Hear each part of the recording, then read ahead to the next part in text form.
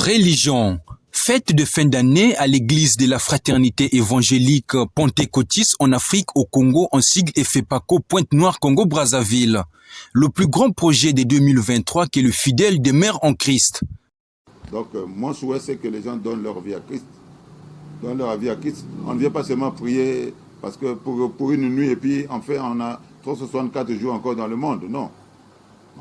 Donc, mon souhait, c'est de venir prier, c'est donner à Christ et marcher avec Christ jusqu'à son retour.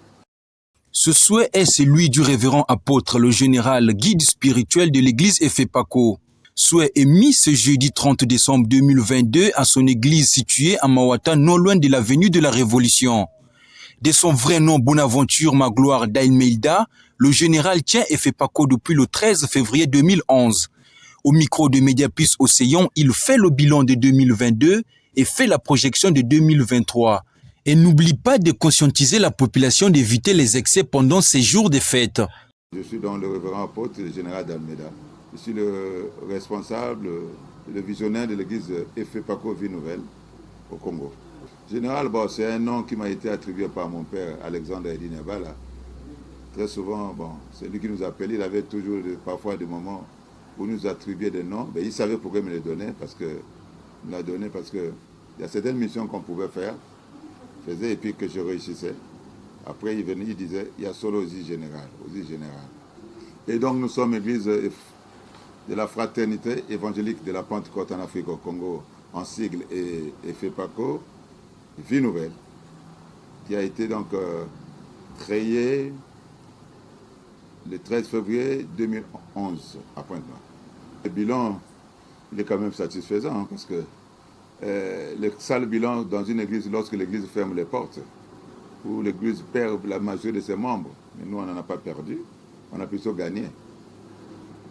Quelques membres de l'église, quelques membres pour Christ d'ailleurs, qui sont là, qui travaillent, qui se sont donnés à Christ.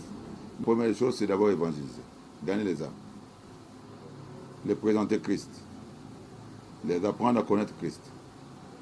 C'est d'abord ça. Et de deux, bon, voilà.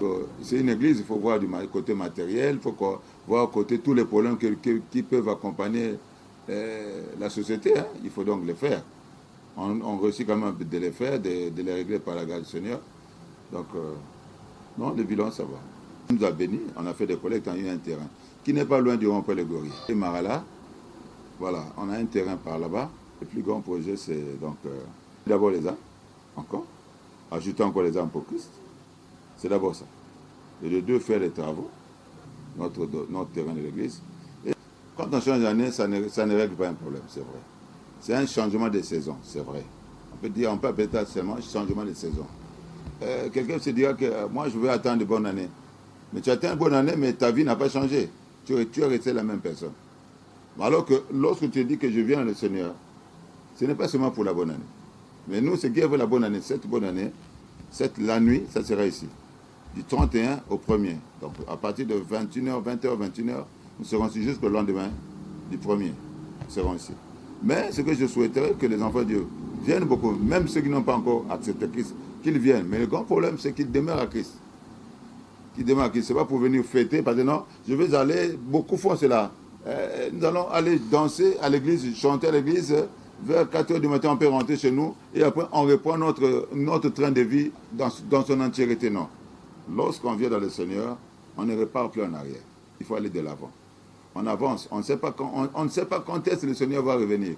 Je crois que ça sera, c'est pour nous, notre leitmotiv, c'est de gagner encore beaucoup d'âmes pour le Christ, les enseigner, persévérer dans la prière, prier, puis, ok, nous allons prier. Éternel notre Père, nous te sommes infiniment reconnaissants de ce que tu nous as gardés encore toute une année. Nous te prions, Père, malgré les faiblesses des uns et des autres, malgré nos fautes, nous venons à toi, Seigneur, afin que ceux-là, Père éternel, qui ne t'ont pas connu, te connaissent.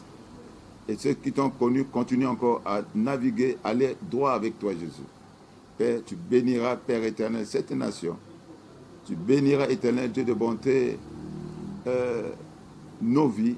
Tu béniras, Père éternel, toute activité qui sont menées dans ce pays, Seigneur. Donne l'harmonie, la joie, l'honnêteté, la fidélité, la loyauté au travers de tous ceux qui vivent dans notre nation, Jésus. Tu béniras, Père éternel, nos autorités. Tu béniras toute la population congolaise. Pourquoi pas toute la population étrangère qui vit au Congo. Sois Dieu au milieu des seigneurs. Bénis, Père, car nous te recommandons l'année nouvelle qui arrive de 2023 dans tes saintes et puissantes mains. Garde-nous, Seigneur. Tu bénis aussi ton serviteur, l'apôtre Bernard Fouki. Sois Dieu dans sa vie et dans son ministère. Au nom de Jésus-Christ, avec ainsi prié. Amen.